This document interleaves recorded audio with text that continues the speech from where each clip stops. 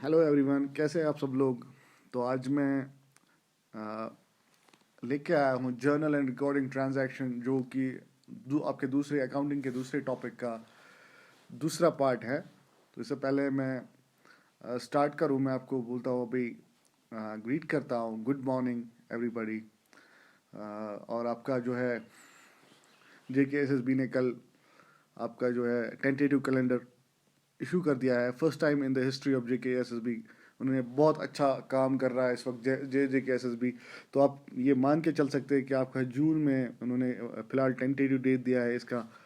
Accounts assistant का जो exam होने वाला है वो जून में उन्होंने टेंटेटिव डेट रखा है। तो ऐसा नहीं होता है फिर कि उसी महीने में उसी डेट पे हो जाए, लेकिन जिस हिसाब से जिस वेलोसिटी के साथ इस बार JKSSB जा रहा है, तो लगता है वो करवा ही देंगे उसे महीने में एग्ज़ाम। तो आगे चलते हैं सीधा टॉपिक पे बिना टाइम गवाए।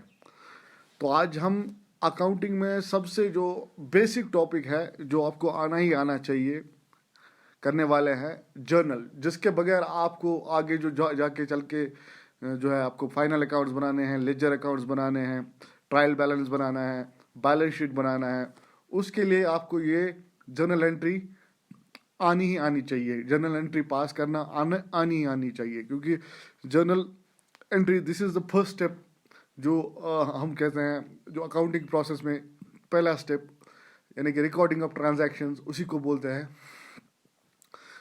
जर्नलाइजिंग। तो एक जर्नल एक डे बुक होती है, से बोलते हैं, सीधा MCQ आता है कि journal is it's a book of original entry. और इसमें क्रोनोलॉजिकल ऑर्डर में ट्रांजैक्शंस को रिकॉर्ड किया जाता है, यानी कि विथ रिस्पेक्ट टू टाइम, पहले डेट का, दूसरे डेट का, तीसरे डेट का, ऐसे इन ऑर्डर ऑफ टाइम जिसे हम कहते हैं।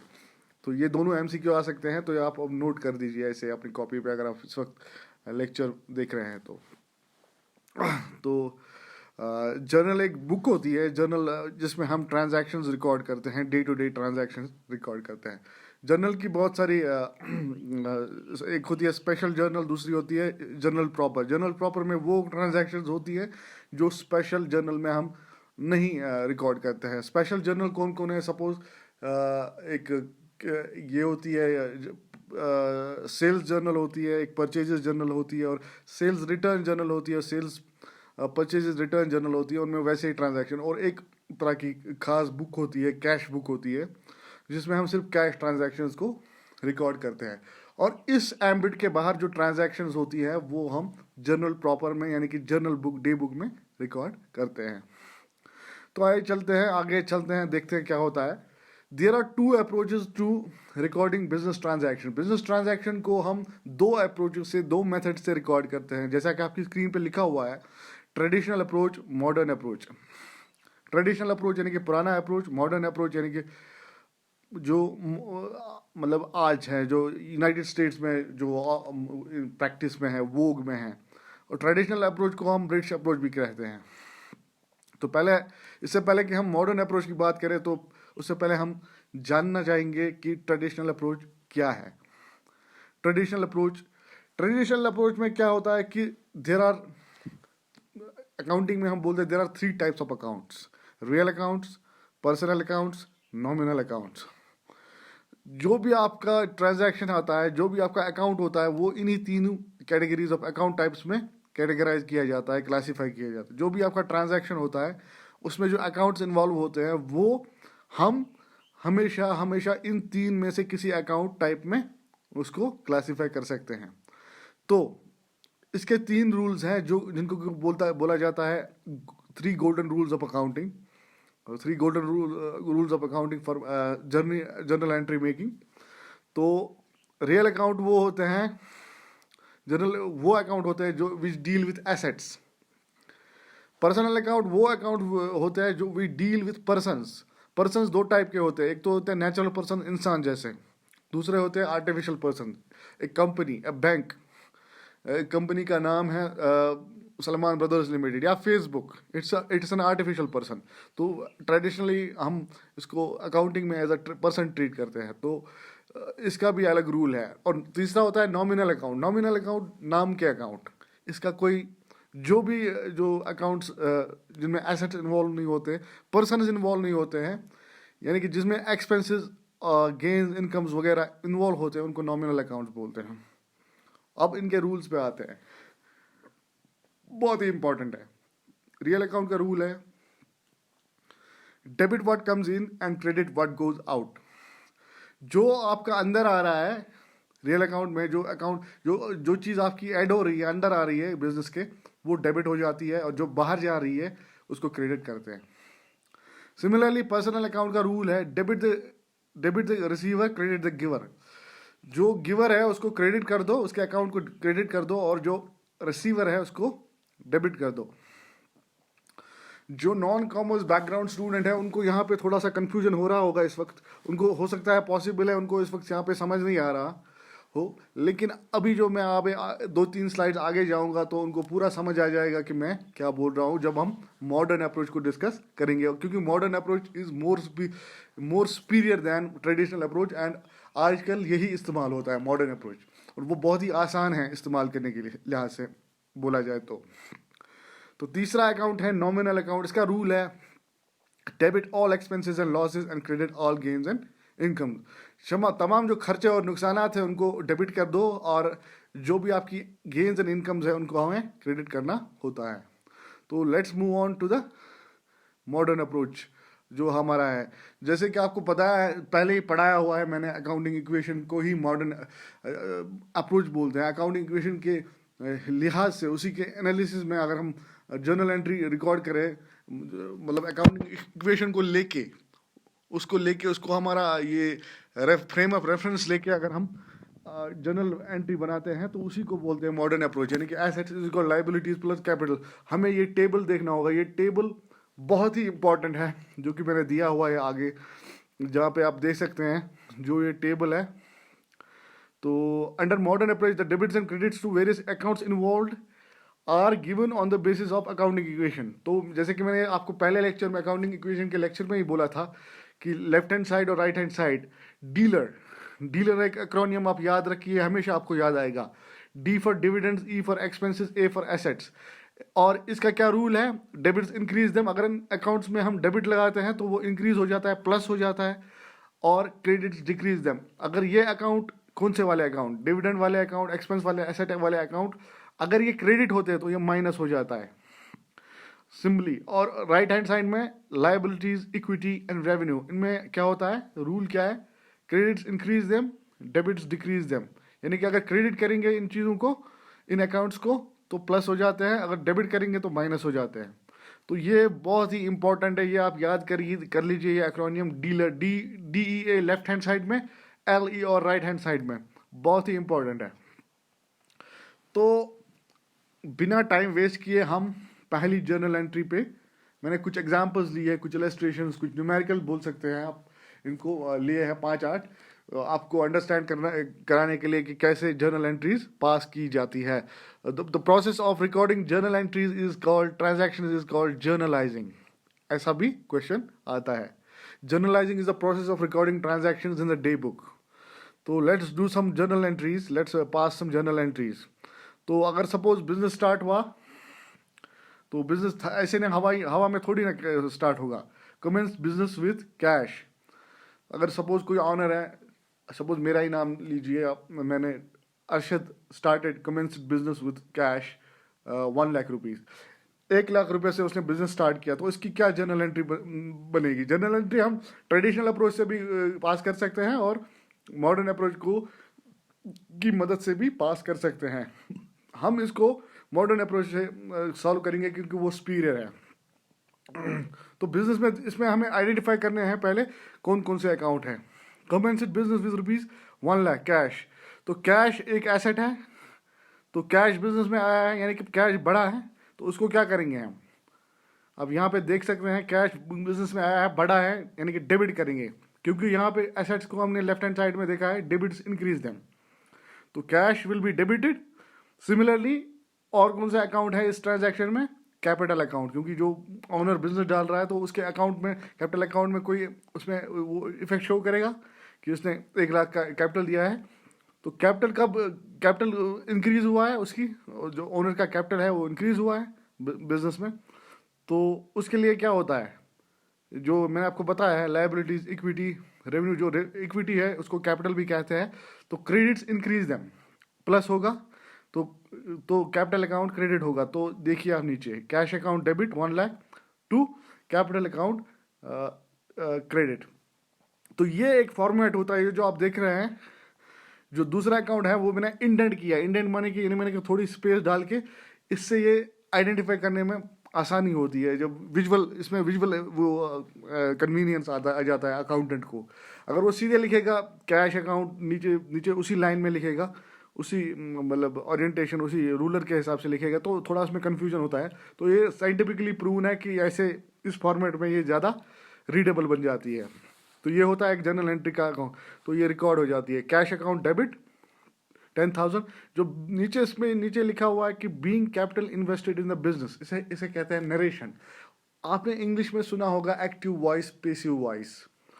तो जब हम किसी स्टेटमेंट को पैसिव वॉइस में कन्वर्ट करते हैं तो उसको बोलते हैं पैसिव वॉइस में है वो सेंटेंस।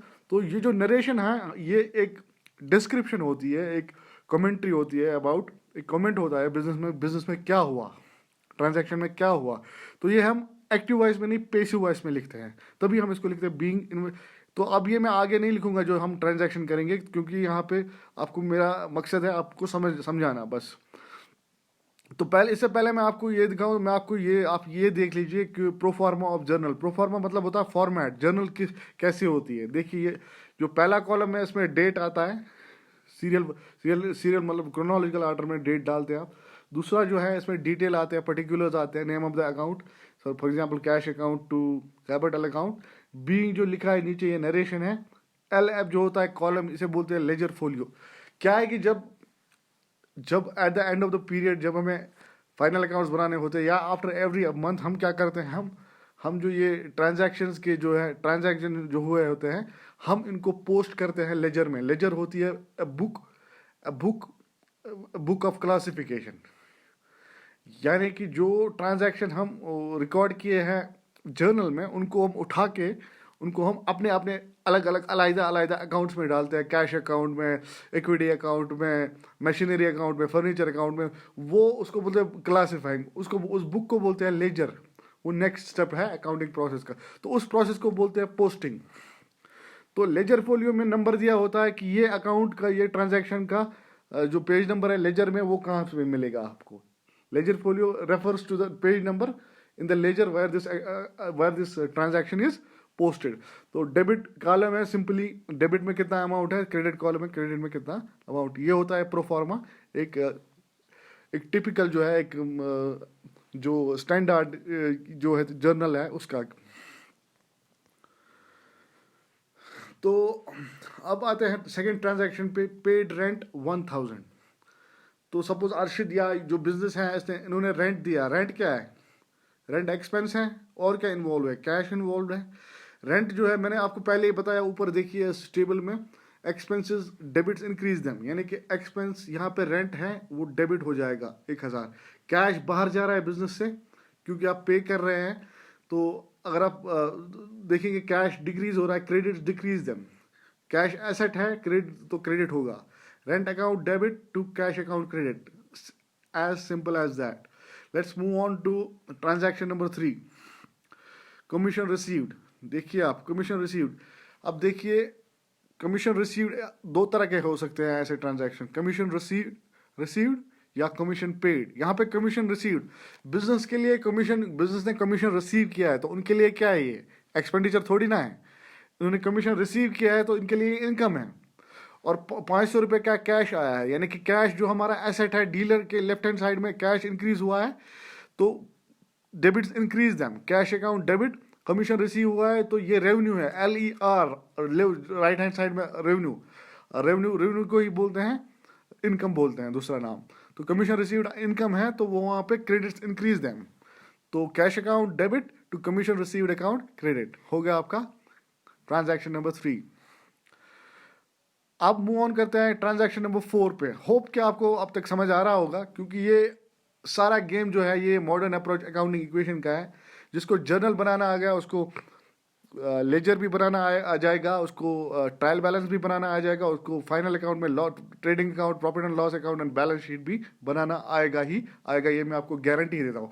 जिसको जर्नल नहीं आएगा तो उसको कुछ नहीं आएगा, as simple as that. Question number, इसको आप दो चार बार गो थ्रू करिए, या जब आप लेटर ऑन आपको अगर किसी को समझ नहीं आ रहा है, या खास करके नॉन कॉमर्स बैकग्राउंड में, इसमें मैं और एक लेक्चर डालूंगा डाउट क्लियरिंग सेशन में, अलग से डालूंगा दो चार दिनों में, तो वो आप टेंशन मत ले लीजिए, वहाँ से भी आपका क्लियर हो जाएगा। तो क्वेश्चन नंबर 4 जो है यहाँ पे, ट्रांजैक्शन नंबर 4 जो है, introduced additional capital 10,000 in cash and 5,000 in goods. अब देखो यहाँ पे एक ट्विस्ट आया है, ट्विस्ट एक अच्छे लेवल का क्वेश्चन है। जो ऑनर है, ओनर ने कैपिटल इंट्रोड्यूस किया 10,000 बिजनेस में। मैंने आपको पहले भी बोला हुआ है कि कैपिटल को इक्विटी कहते हैं, और कैपिटल हमेशा कैश में ही नहीं होता है, यानी कि जो मनी बिजनेस में पुट करता है ओनर उसको कैपिटल कहते हैं, लेकिन वो it is not always necessary कि जो वो मनी बिजनेस में पुट कर रहा है, जो वैल्यू प्रॉपर्टी बिजनेस में पुट कर रहा है, वो हमेशा कैश फॉर्म में। वो कभी कोई मशीनरी भी दे सकता है, कोई एसेट भी दे सकता है, बिजनेस को दे सकता है, तो उसको भी हम एज कैपिटल ट्रीट करते हैं। तो यहाँ पे दिखाया है कि इसने 10,000 रुपये का एडिशनल कैपिटल इन्वेस्ट किया, और उसमें से 5,000 कैश है, 10,000 कैश हैं, और 5,000 गुड्स में, यानी कि 5,000 स्टॉक में दिया इसने। तो और इसमें दो चीज़ें हो रही है बिजनेस में, दो चीज़ें आ रही है, कैश बढ़ रहा है 5,000, ठीक है, और आपके जो गुड्स बढ़ रहे हैं 5,000, कितना है 5,000 कैश, माफ़ कीजिए यहाँ पे इसने, यहाँ पे एक चीज़ हुआ है, यहाँ पे मेरा ये टिपोग्राफिकल एरर हुआ है।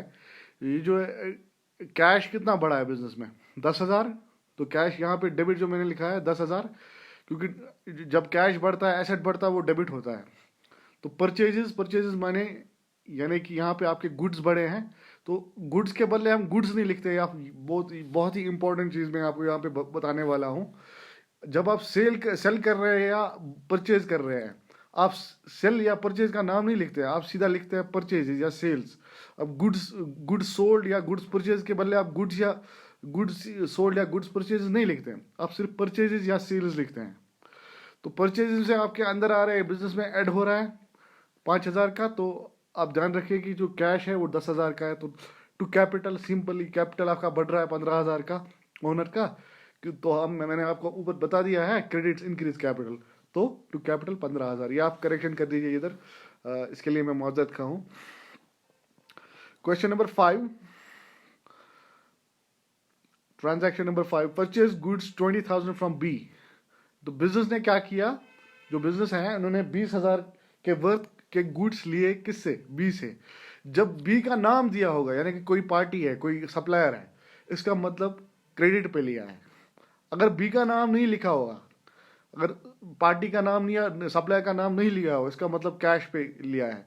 तो यहाँ पे बी का नाम लिया है, इसका मतलब उधार पे लिया है वहां से, बी से। तो परचेजेस, यानी कि हमारे गुड्स बढ़ रहे हैं बिजनेस में, बिजनेस गुड्स हमारे एसेट है तो बढ़ रहे हैं परचेजेस, तो 20,000 डेबिट हो जाएगा टू बी। बी हमारी एक लायबिलिटी है, क्रेडिटर है हमारा, तो liability credits increase liability to B 20,000, खेल खत्म।